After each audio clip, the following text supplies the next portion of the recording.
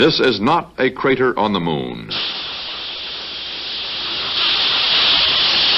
This is an IFO, identified flying object. A man, not Superman, jetting in a Bell Aerosystems rocket belt.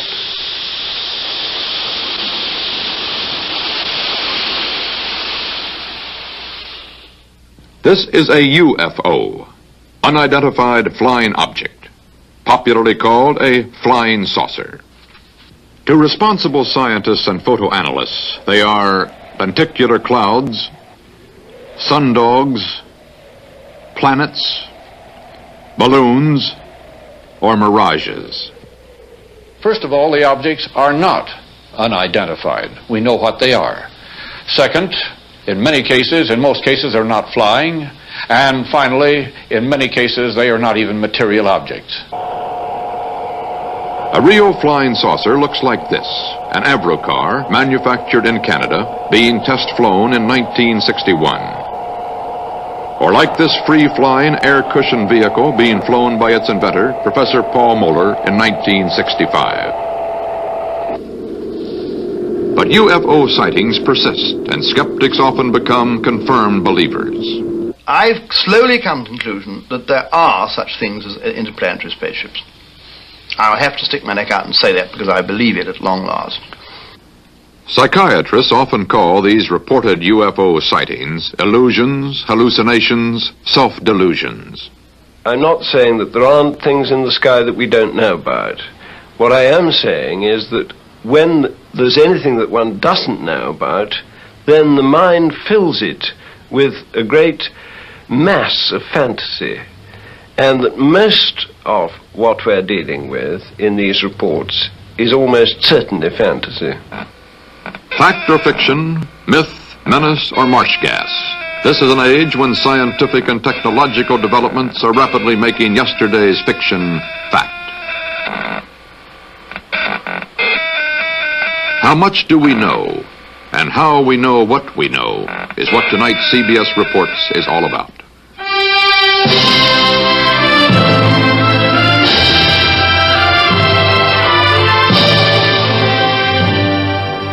CBS Reports, UFO, Friend, Foe, or Fantasy. Reported by CBS News correspondent Walter Cronkite. Good evening. Reports of flying saucers are nothing new. From the beginning of recorded time, men have been seeing unexplainable things in the sky.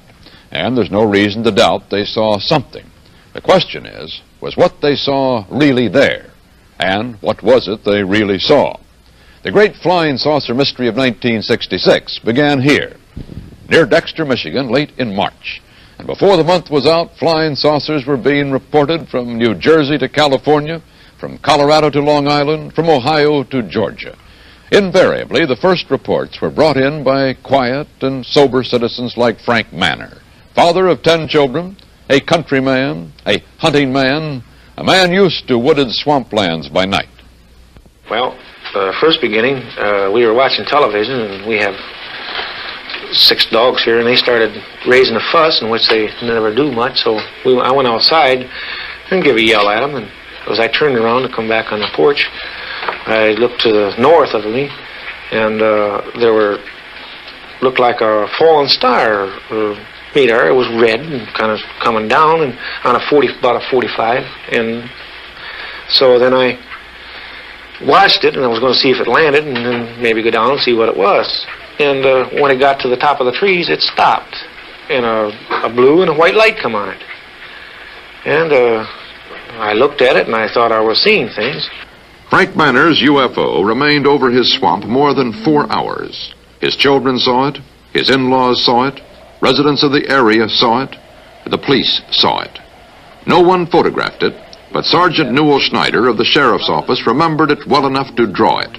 No, it moved very rapidly at any speed, or rather any direction it wanted to go. Why, it could change and go to the right or the left or go crossways without hesitating a bit. What do you think it was? Well, if they call it a flying saucer, that's what it is. 40 miles away, another swampland and another UFO sighting. This is Hillsdale, and the girls at Hillsdale College had a night to remember. Well, when I was looking out the window with binoculars, I guess it was about 12, I saw it, and I saw two red lights, and I saw what looked to be shaped like a pie. I could just see the front of it, and I just saw the round front, and I could see the lights on either side.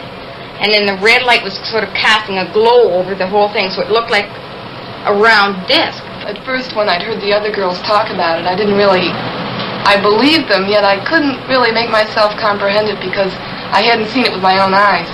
But then when I saw it, I just was fascinated. I wasn't afraid. I just wanted to stay there and keep my eyes glued to it. I couldn't leave. I know I saw it, but, and I know myself I saw it, but I believe I saw it, but I can't fathom it because it seems so unreal. William Van Horn, Hillsdale's undertaker and civil defense director, also spotted the UFO and was out with his Geiger counter next day, checking a mysterious perfect circle where the UFO had been seen. Van Horn did not find any radioactivity here, but this did not shake his certainty that he had seen a hovering vehicle with two lights. Many people asked him why he did not go right up to the UFO in the dark. I'd much rather be a live coward than a dead hero. And with the area of uncertainty that we have here, how do I know but what maybe there's a current, a little electrical charge which is being radiated by one of these vehicles which would electrocute you if you got within a certain area of it. There was no sound whatsoever. I could not hear a bit of sound.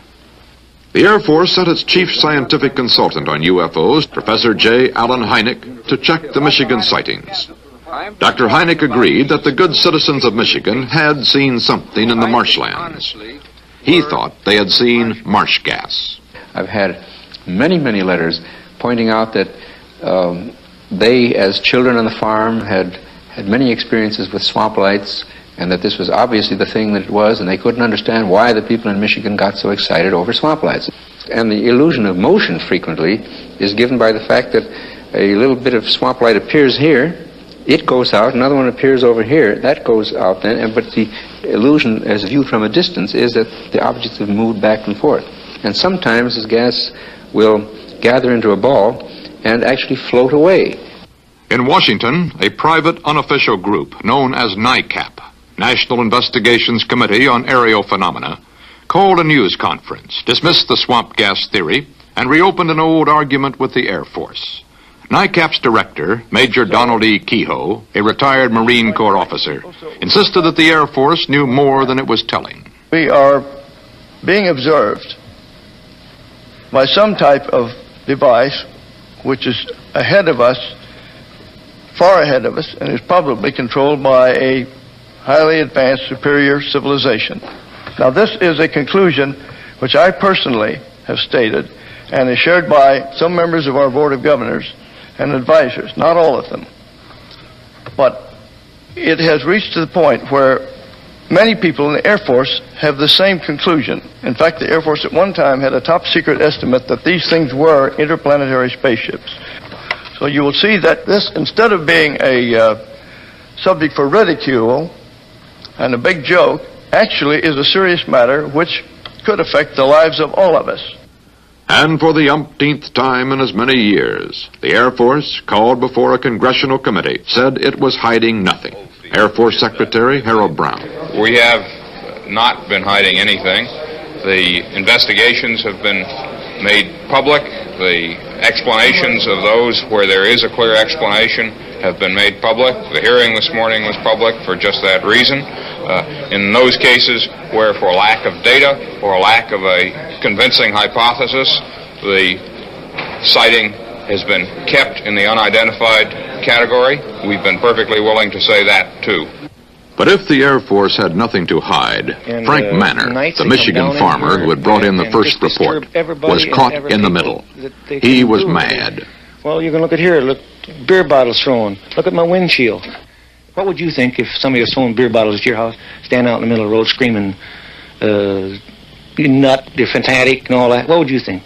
Are you sorry now that you did tell people what you saw? Yes, I am. I'm sorry because not that it's not the truth, but it's just the idea, the reaction of the people. They think you're a nut. Tell you the truth, that's just what they figure you are. And I'm not going to take it no more. I don't want nobody down in here. I just leave me alone. And if the thing lands right there by that pump, I'd never say a word.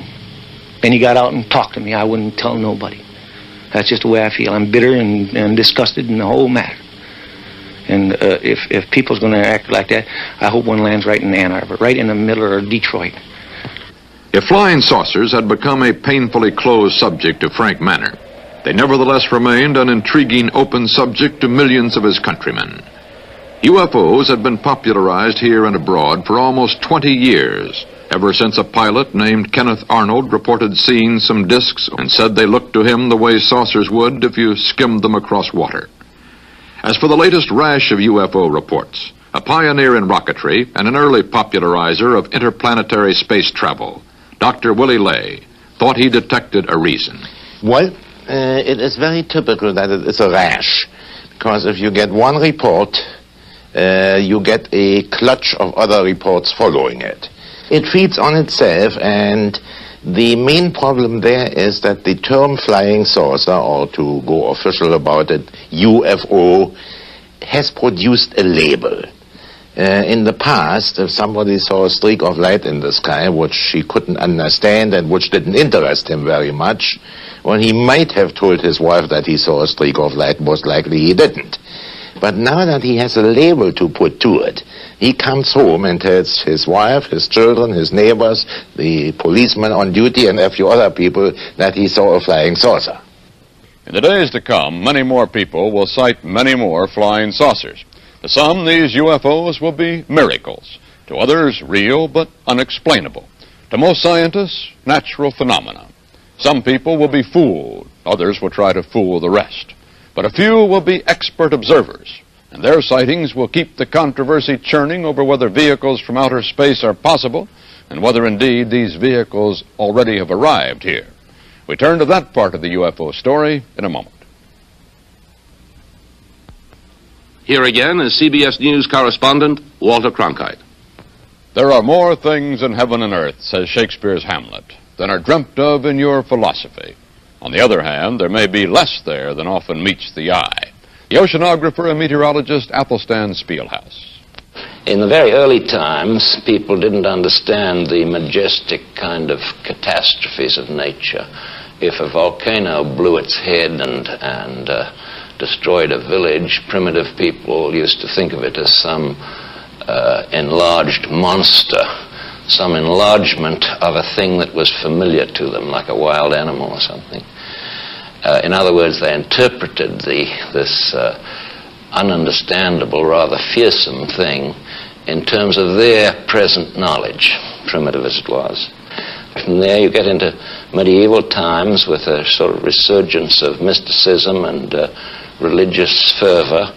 And I suppose if people saw unexplained things in the sky in those days, they explained them as miracles. Well, then you get to today, and we're on the brink of interplanetary travel, and so we begin to see things in the sky again that we can't understand or can't explain immediately. So we explain them again with this sort of colossal egotism of man at his present time. We explain them in terms of our latest ability, namely on the brink of space travel, these must be spaceships. But then only a few years ago, this would have been called an optical illusion, or it might have been called a miracle. But a man being powered through the air without benefit of plane or balloon is today a reality. Tomorrow, he may even be a traffic problem. There are jets that can rise straight up and then hover, like this British Hawker P-1127. The French also have experimented in this field. This is the Balzac, not a UFO. The Germans also are doing it. This is the EWR. Here it comes in for a landing. EWR, not UFO. The American XV-5A, built by Ryan, not only flies straight up and down, it also flies sideways and backwards. Northrop's wingless M2F2, otherwise known as the flying bathtub, is NASA's lifting reentry body, half plane, half spacecraft, landing like a conventional jet without power. Another wingless piece of airborne hardware is this lunar landing research vehicle at NASA's Research Center, looking more like a giant flying ant that might have come out of a Martian comic book. It will be used when we get to the moon. Small wonder that laymen seeing such things in newspapers, aviation, and trade journals, as well as in newsreels and on television, are ever more ready to believe anything. For if these are real, then others, more incredible, are most probably being tested in secret. However, all these vehicles operate within the laws of physics and aerodynamics, even though they may give the appearance of operating outside the laws of nature.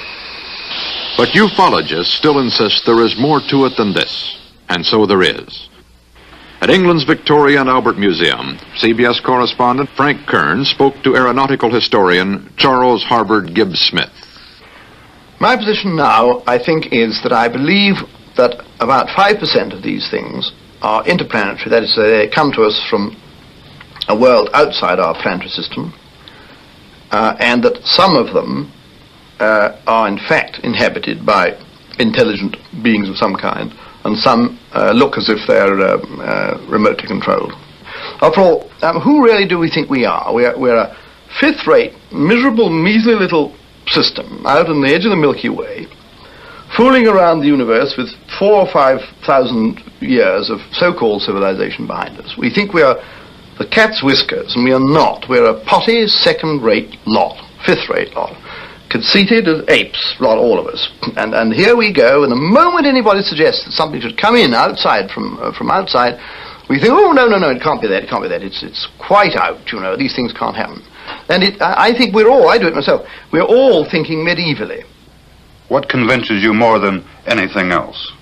The evidence of the men that have seen them, and primarily the behavior and descriptions of the objects themselves, which do not fit really any other explanation. And the Oldfield sighting, this thing which will become very famous, where a couple who live in a cottage outside Manchester took their first airline journey, and they had aboard a little film, a little cine camera, and they take pictures down of the fields as a couple would the first time they've ever been in an aeroplane, and she takes what she thinks is an aeroplane coming up from behind them, and then it goes out of vision in about 12 seconds or thereabouts, and she goes on taking a few more bits of the distant clouds and puts it back. And when they get, what's this thing? I mean, it's inexplicable by any, unless it's a straight fake. And to fake an 8mm film in color wants a lot of equipment. And who on earth are this charming couple? What would they be doing, lending themselves to faking these things? It is nothing airborne we have ever seen. I mean, it is basically sausage shaped with 2 dorsal and 2 ventral fins. And as you look at this film, it turns away on its vertical axis from you and disappears out that way. Well, I mean, you can argue until you're blue in the face. What is it except something that is airborne by a force, probably electrogravitic force of some kind that we know nothing whatever about?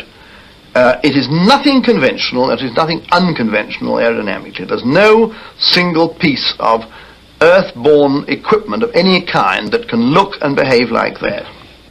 The Oldfields, indeed, had not faked anything, but the UFO in their film soon proved explainable. A few days later, an enterprising BBC cameraman took a similar camera, sat in the same seat, and filmed the same English countryside. The same UFO hovered into view, went through the same maneuvers, and disappeared into itself the same way. The UFO turned out to be the reflection of the tail section of the plane itself. The refraction of light in the Earth's atmosphere is capable of fooling both the human eye and the camera lens. And that thin, life-giving envelope of atmosphere sets apart the spaceship Earth from its sister planets as it spins about the sun at 66,000 miles per hour.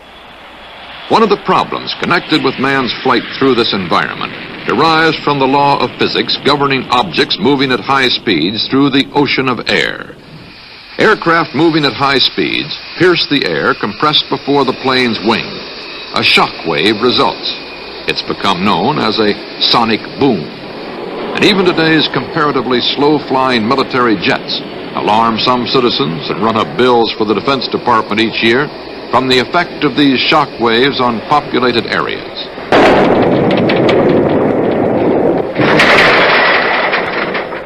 Question: why have no UFOs ever created an identical phenomenon when they're reported moving at speeds far in excess of jet planes, as this film made by Mrs. Madeline Rotifer in 1965 purports to show? Further, if the laws of nature prevent jet aircraft from abruptly changing direction without breaking up aircraft and passengers, why would a UFO be exempt from the same effect at greater speeds? The answer of most scientists is that we are not dealing with material objects from outer space at all, but with lights, reflections, and natural phenomena. Former director of the Harvard Observatory, now a member of the Smithsonian, Professor Donald H. Menzel. Many people looking up into the sky can see a bright object on the horizon. They think that this object is a UFO, when actually, as we scientists know, it can be an effect of the Earth's atmosphere, that through a layer of hot air that is entrapped above a layer of cold air near the ground, we get an effect which we call a mirage. Now, to demonstrate this, I have a sort of Earth's atmosphere in this jar. This is a layer of benzene, which is a very high index of refraction, and it acts like a layer of cold air. And I am now putting on top of it, floating on it, a layer of acetone, which is a layer of liquid of lesser refractive index. It acts like a layer of hot air.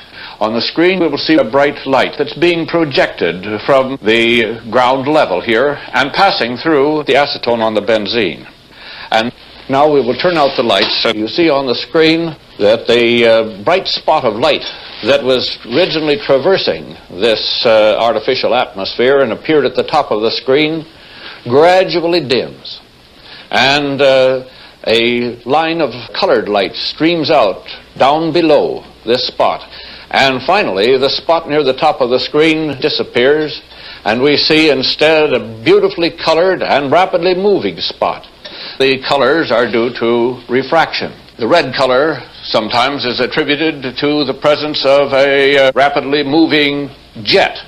The blue color is sometimes interpreted as motion toward the observer. It's all an effect of a mirage.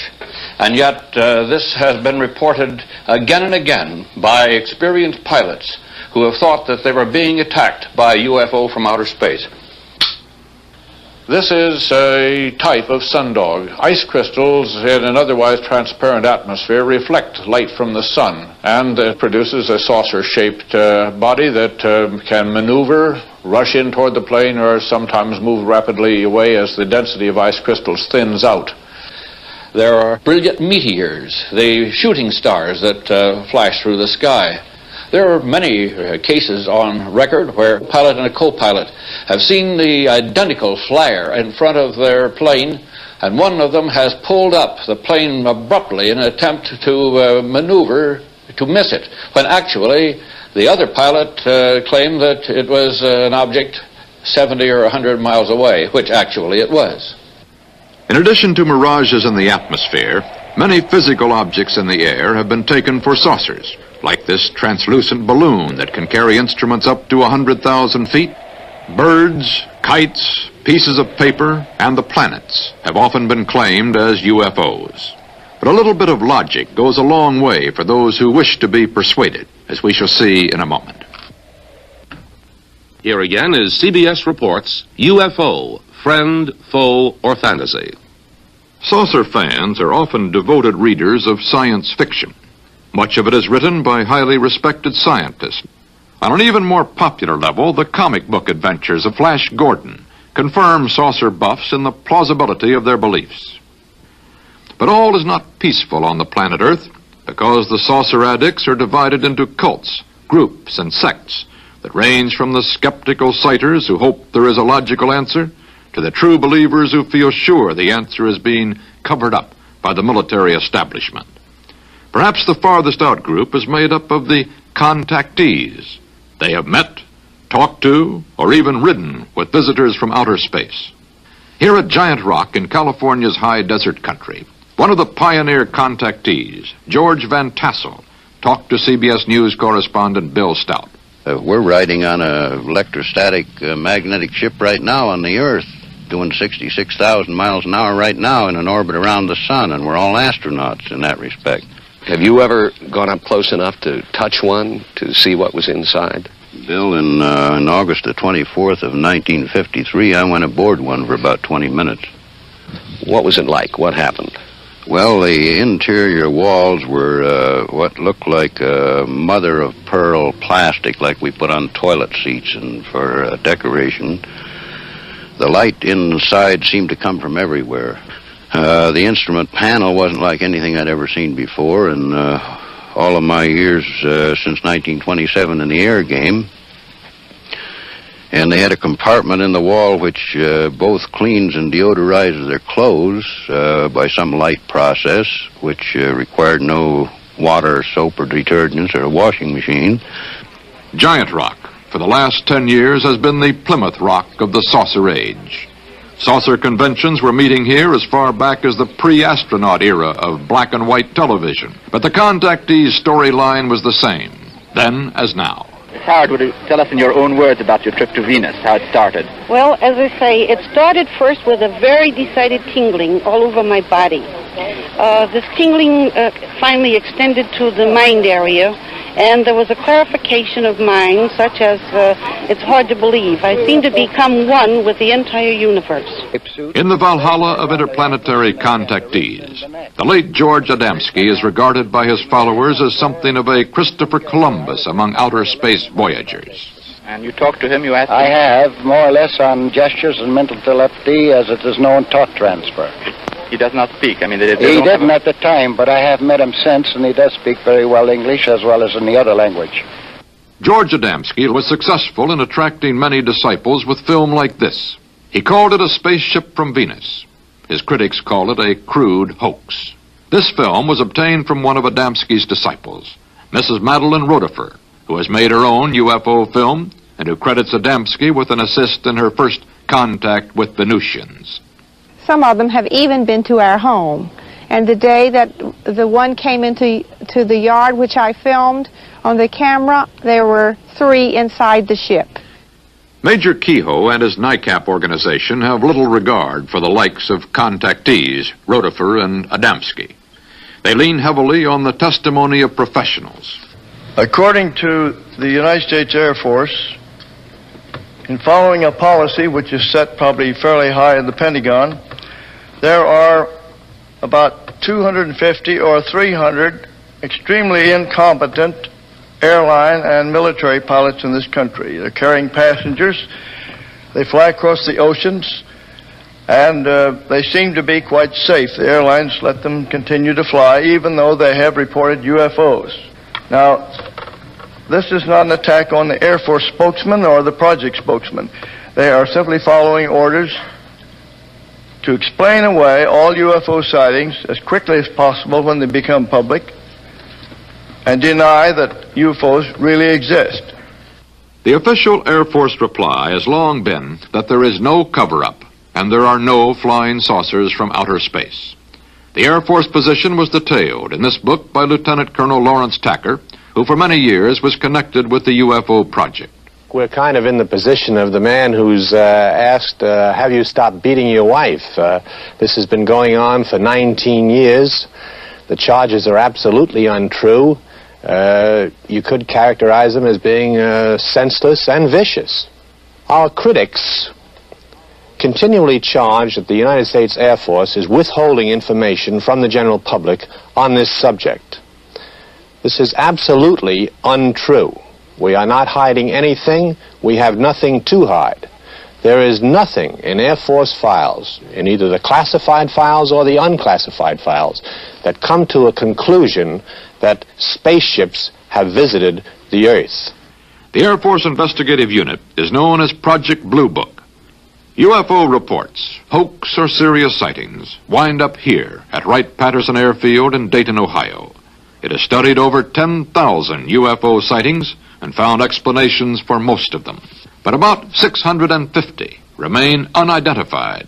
Not enough information to explain them. The hoaxes, however, are easy to explain. A rocket nose cone turns out to be a magnesium anode used by water companies to protect their pipes. A rock from outer space, actually fused by a high-tension line which shorted out. The finders said this was food from outer space. The Food and Drug Administration analyzed it as old-fashioned buckwheat cakes. Hoaxes are easy to discount, but the Air Force insists it treats serious reports seriously. Chief Scientific Consultant of Project Blue Book is Professor J. Allen Hynek, head of the Dearborn Observatory at Northwestern University. He took on the assignment 18 years ago. He talked with Joseph Wershba of CBS Reports. Is it in the realm of possibility that there are spaceships someplace in this universe? Well, if you put it in the word, use the word possibility and not probability, then I would have to say, I think as any scientist would have to say, it is certainly possible, yes. But I think we must always distinguish between the two terms possible and probable. A thing may be scientifically possible, but the probability of its occurring may be extremely small, you see. To this time, there is no proof that I would consider valid scientific proof that we have been visited by spaceships. I would say the great majority are balloons, meteors, satellites, aircraft seen with the sun glinting off of them, and birds. And then you get into a host of minor things. But in general, you can say that the IFOs, the identified ones, have turned out to be generally quite usual things seen under unusual circumstances or surprising circumstances. It's a global thing. What it is, please don't ask me. I'm still puzzled. You might call me a study in puzzlement.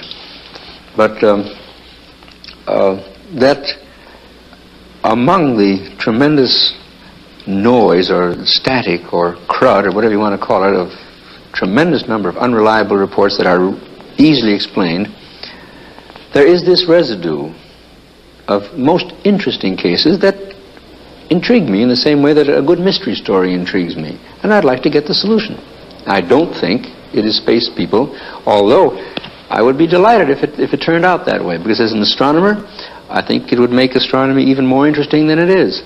And as far as the Air Force is concerned, I can't speak for them, of course, but I should imagine that if the existence of spacecraft were really established, it would really increase the appropriations of the Air Force. But how do you answer the people who are pretty competent, careful, cautious, probing people, pilots, radar trackers? Those are particularly the people that I like to talk to, because they understand what angular rates are, they understand scientific terminology. I can ask them what was the altitude and azimuth when you first saw it, what was its azimuth and altitude when it disappeared, what was its angular acceleration. They can give you an intelligent answer to a thing like that. What is your answer to the people who are sure there are spaceships and they say that you and the Air Force are in cahoots? Well, first of all, this business about being in cahoots is just simply a downright falsehood. And if they insist that space vehicles exist, I say, oh, fine, the burden of proof is on you. How thin is the dividing line between science and science fiction? What do we know of outer space? Is there anyone out there? And are they headed our way? That part of the story in a moment. CBS Reports, UFO, Friend, Foe, or Fantasy, continues with Walter Cronkite. Much of science, when we look at it close up, looks like fiction. Those who charge a conspiracy as being carried on by scientists and the military to cover up visitations from outer space use that charge to explain why no UFOs have been reported by our space defense system. Well, this is a dangerous game, like yelling fire in a crowded theater. For in this hydrogen bomb and missile age, the Air Force has the job of turning the unidentified into identified objects in a matter of moments. There's no time for theory and conjecture, because any unidentified object would sound warning klaxons around the world. Thousands of people would have to know about it instantly. It's literally true that what we don't know could kill us. CBS News correspondent Bill Stout reports from Colorado Springs. This is where they watch everything that flies over or close to North America. The Combat Operations Center for NORAD, the North American Air Defense Command. Thousands of items of information pour in here from radar stations, outposts, ships, and aircraft scattered all across the hemisphere. Data that's sorted and displayed on this screen. All routine flights, commercial and private, are filtered out. Those of special interest to air defense are shown as arrows. Yellow is the Strategic Air Command. Green is for special interest flights, such as President Johnson's plane. Orange is unknown. After they're identified, that color is changed. Red is hostile, a color used so far only in practice. All this and much more goes into the decisions that are made right here in this room. A 24-hour watch kept by men of the Air Force, Army, Navy, and Canada. They see everything that's in the sky. They have to. And one of them is Captain Gary Reese, an Air Force radar officer with the Air Defense Command. Is that right, Captain? You see everything that's up there? Yes, that's right, Bill. With the characteristics of our present radar system, any object which has reflective surfaces and which stays within our radar coverage, which is virtually every square foot of the United States, will be painted on our radar screens. But how good are you, Captain? How large an object can you see? If it is reflective, and let's say larger than a watermelon as a crude example, and within our radar coverage, we should paint it. You talk about the reflective properties of an object in the sky. Is it possible, Captain, that there are things up there made of material your radar will not pick up? So far as we know, all flying objects are composed of materials which are aerodynamic and which do have a reflective surface upon which radar waves can be bounced. It's possible that there are other types of material, however, I doubt it. Has there ever been a report of a flying saucer, Captain, that was translated into hard information right here? A plot on the board in this room? I don't think so, Bill, for the reason that these sightings have never been substantiated and could not be translated into hard radar return figures. There have been sightings then, but they turned out to be other things, airplanes or balloons. But never a saucer. You see everything up to roughly 100,000 feet? Yes, that's right, up to approximately 100,000 feet, at which point the space tracking network takes over. The Space Tracking Network, also in Colorado Springs, is charged with tracking and logging every object that moves in space around the Earth, from 100,000 feet to 2,000 miles. Bill Stout asked Major Albert Morse just how good the surveillance is. As an example of some of our precision, we have here a photo of an object re-entering the Earth's atmosphere.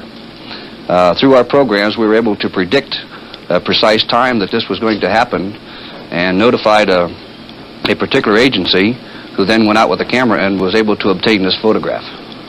What altitude? This is just entering the Earth's atmosphere somewhere around 400,000 feet. In keeping track on this board, you follow not only ours, but Russian, Canadian, French? Yes, sir. Everything that has been launched so far. Could there be objects in the heavens that you cannot see? Yes, sir, there possibly could be.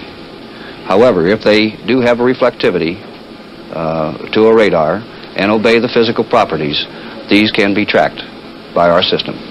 How far out can you see, and how small an object could you see? Well, our general limits are a 1 square meter target at approximately 2,000 nautical miles. If radar has not picked up any UFOs, what then of the argument that they are not made of earthly material sensitive to radar reflections? Well, most saucer sightings report bright lights, which should be picked up by cameras and light-sensitive film. The Smithsonian Astrophysical Observatory has a network of 16 automatic camera stations in the Midwestern United States that covers approximately 300,000 square miles of sky. We asked Dr. Robert McCroskey, director of SAO's Prairie Meteorite Network, to show us how it works. This is a 1/6 model. The actual building is 6 feet by 6 feet. It has in it 4 cameras which peer through the windows in the roof. These are aerial mapping cameras. They have 45 degrees from center to corner between the 4 cameras. They cover essentially the entire sky above 10 degrees elevation. The station is operated automatically. It is turned on at nightfall by these light sensors and turned off again shortly before dawn. And during this time, it photographs continuously. The cameras hold about 6 weeks' supply of film. It's recovered each week and returned to us. The exposed portion is returned each week to us. We have a photograph here of an extremely bright object that occurred last November. You see the meteor stretched along a straight line. It is broken every 20th of a second by a shutter. The shutter breaks permit us to determine the velocity and then the orbit of the body. In the past 15 months, working during the nighttime, during clear nights, we have not photographed anything with cameras that cover essentially the entire sky that we did not understand. Dr. McCroskey, does the Smithsonian have other networks that feed information into the whole system? Yes, we have the satellite tracking network, which is 12 stations about the world. At each of these stations we have a large specialized camera for tracking satellites. This is a model of one of them here. In size, it's about 10 feet high. The aperture is 20 inches. It's f.8. This camera is built so that it is possible for it to track along the trajectory of a satellite and can, in fact, photograph a 6-inch shiny sphere at the distance of the moon. At the distance of the moon? Yes. Could you show me a picture of something that's come from that kind of camera? Yes, not a meteor photograph, but one of a satellite, in fact, 2 satellites. This is the Gemini rendezvous, when the 2 Gemini capsules were within about 3 miles of each other. But in all of the pictures that you've ever seen also from this type of device, again, nothing has ever shown up in any of them that somebody would call an unidentified flying object. Not that we would call an unidentified flying object, no. Since there are no bogies on radar that can remain unknown for long, and there is no photographic evidence, let's go farther out. The expanding knowledge of what lies beyond our planet has made it respectable to speculate about the possibility of life elsewhere. But that knowledge also makes it more difficult to conceive of interstellar space vehicles. Great electronic ears have enabled man to listen for electromagnetic signals from the farthest objects in the universe that have so far been detected. This one, 1,000 feet in diameter, in Arecibo in Puerto Rico, is operated by Cornell University for the Advanced Research Projects Agency and is engaged in a number of deep space and planetary projects. If we are not alone in the universe, instruments like this, pursuing carefully programmed listening exercises, may one day bring us a fateful message. The astronomers have long been the leading theorists on the possibility of life in outer space. Astronomer Carl Sagan is consultant to a current Air Force scientific panel. Astronomer Thornton Page was on a CIA committee that investigated UFO reports in 1952. Its conclusion? No evidence of UFOs. Our panel was expected to be, and I think was, objective in its approach, and tried to evaluate all the reports without saying they're ridiculous in advance. That has been repeated quite recently, and that is a good reason for talking with Carl Sagan here, because he's in the same position that I was, being the only astronomer in a similar panel. There's not a single verified or checked out report which is at all connectable with the possibility of extraterrestrial life. It doesn't say that I think extraterrestrial life is impossible. Quite the contrary. I think that many of the stars in the sky have planetary systems. We know enough now about the origin of life to make it appear likely that life arises naturally on the vast bulk of these planets.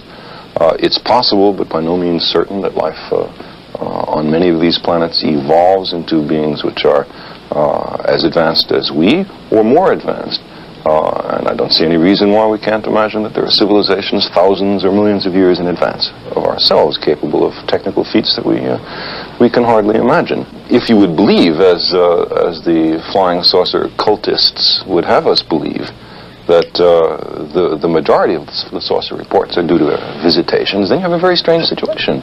That means several spaceships are coming to the Earth over interstellar distances every day, as if all the anthropologists in the world were to converge on one of the Andaman Islands in the Indian Ocean because they just invented the fishnet there or something. I think it's much more reasonable if you want to speculate on the possibility of extraterrestrial intelligence, that there are very rare visits from extraterrestrials to the Earth. There's no evidence for this. I just say that's not implausible. But to have several visits a day, I think, is straining credulity. I think a key to what's behind the real belief in flying saucers is most easily obtained if you look at the contact myths. There are several hundred people in the United States who claim to have had personal contact with the inhabitants of flying saucers who have landed. And if you examine these myths, you find that there are some peculiar regularities. The inhabitants of saucers are benevolent. I mean, they're really concerned for our well-being.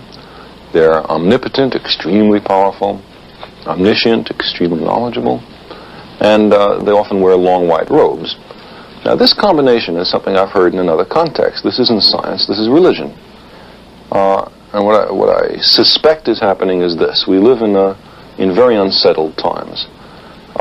It used to be possible to believe in a personal, benevolent, powerful, all-knowing God who cared about individuals who you could pray to.